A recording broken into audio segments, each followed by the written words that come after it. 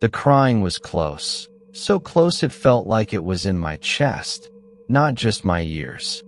And in a single blink, I realized the voice wasn't human. Not anymore. Nightbound Bloodline presents The Weeping Woman of the Southwest Forest. Tonight's account was sent to us by an outdoor guide whose life changed during a hike in the remote pine forests of the American Southwest. He asks to be called Miguel Herrera. He says what he heard that night cannot be explained by loss or legend. It was something that defied reason, something the old stories only warn about in whispers. As you listen, remember, some myths are born in grief, but others come hunting. Name's Miguel Herrera. I'm 41. I run a small outdoor adventure company in Arizona.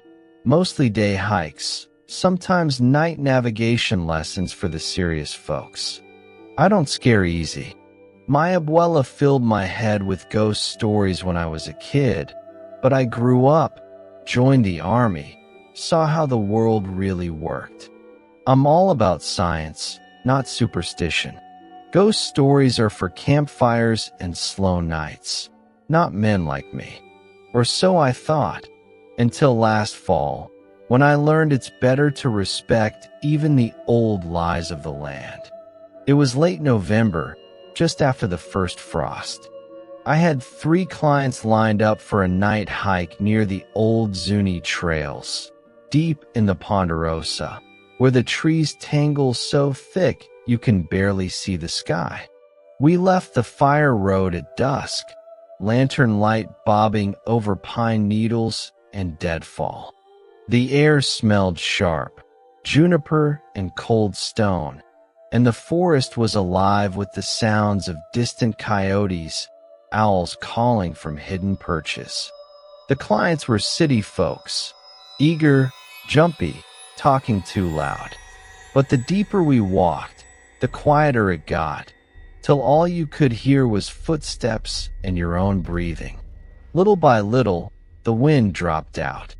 The forest turned thick with silence, not peaceful, not natural. Like the land itself was listening. I kept glancing back down the trail. Habit, I guess.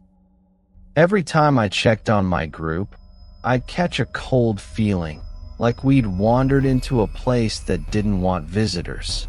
At one point, the lantern flickered, just once, and the temperature dropped fast. Breath steamed in the moonlight, and the clients started shuffling closer together. That's when we heard it. Faint at first, a woman sobbing, floating somewhere off to our left, deep in the dark stretch of pines. It was soft, broken, almost gentle, like someone mourning alone. My first thought, a coyote, maybe, or some weird echo off the rocks. That's what I told the group. But the sound kept coming, and with every second, it grew clearer, not getting louder, but sharper, like it was slicing through the cold and the branches. I scanned the woods with my flashlight. Nothing but mist and old shadows, but the crying never stopped. I started to feel unsettled, like there was a weight in the air pressing down.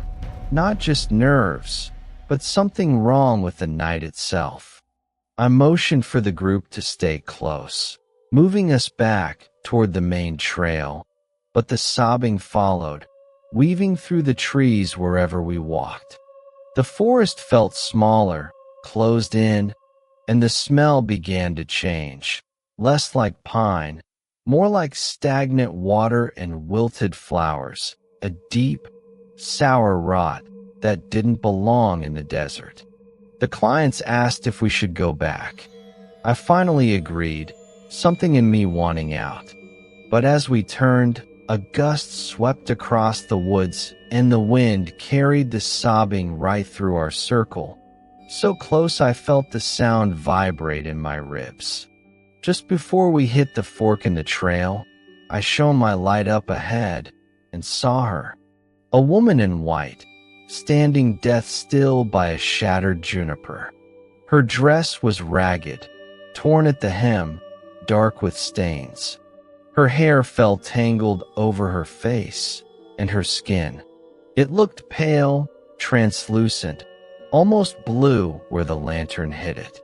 She was barefoot, feet sunk deep in mud, but hovering somehow, not quite touching the ground. Her face was hidden by her hair, but from her hunched shoulders, I could tell she was crying, body racked with silent, shaking grief. I called out, thinking maybe someone was hurt or lost, but she didn't move, didn't respond. Her hands twitched, long, thin fingers curled against her sides, knuckles stained. I tried not to panic, steadying my breath. But then she lifted her head, and I saw the eyes. Dark, no detail. The sockets seemed too deep, shadowed beyond what the lantern should allow. Her mouth opened, and the sobbing grew clearer, so loud it felt like the forest itself was echoing her pain. But all I saw inside was black. Like a cave, she stared right at me, and I felt every story, every warning from my abuela strike home. This wasn't a lost hiker. This was something old, something the land remembered. I told my clients to move, quiet, fast, no running. The woman's eyes never left us. Her crying changed, turning sharp, almost angry. It sounded like every grief in the desert, every mother who'd ever lost a child, every secret the pines had swallowed whole. We kept to the trail, speed walking, but the forest didn't let us go. Every step, the sound followed, first far, then near, sometimes circling behind. Branches swayed, though there was no wind. The sobbing mixed with the snap of twigs and the rustle of something moving parallel to our path, hidden between the trees. At one point, I thought I saw her again, ahead of us on the trail, impossibly fast, her dress dragging, hair floating around her like smoke. The clients began to panic, whispering prayers, clutching at each other. I tried to stay calm, forcing myself to believe this was a trick of the fog and fear. But the truth was, every time I turned my head, she seemed closer. Her body jerked, twisted, one arm reaching out, and I caught a glimpse of her face, streaked with tears that glistened but never fell. Her lips moved, mouthing words I couldn't understand, but the feeling hit me hard. Regret, loss, hunger. She blocked the trail behind us, appearing and vanishing like the flicker of my lantern. We were trapped, surrounded by grief made flesh.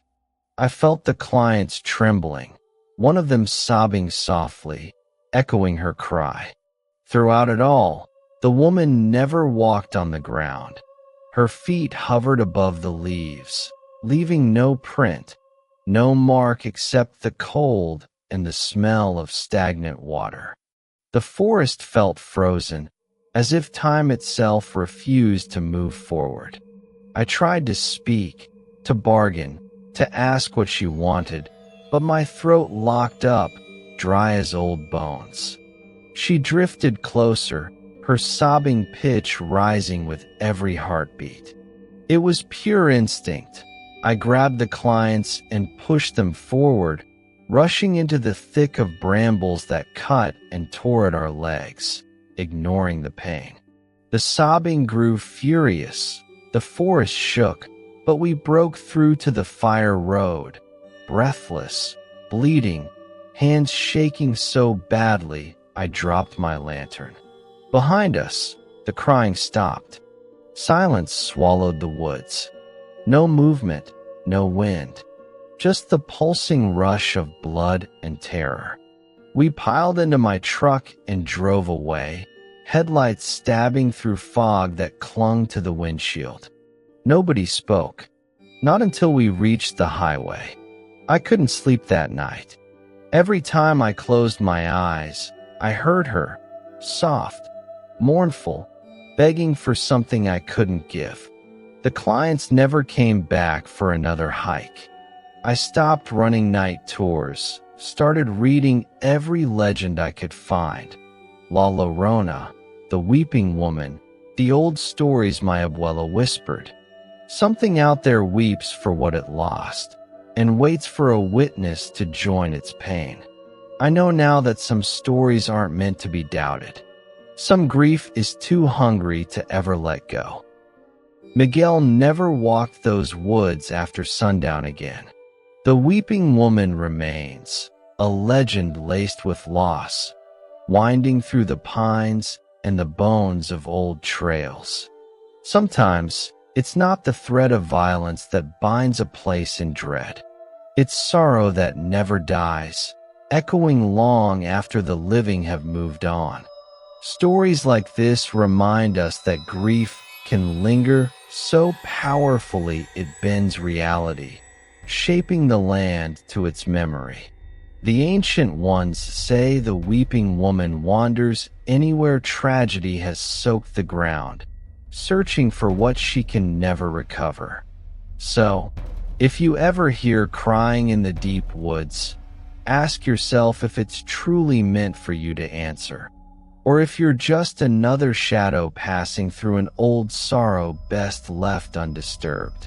Have you ever felt the cold eyes of something mourning in the darkness? Share your story in the comments. If Miguel's account chills you, like and subscribe for more tales of the unknown from Nightbound Bloodline. Thank you for listening. Until next time, sleep with one eye.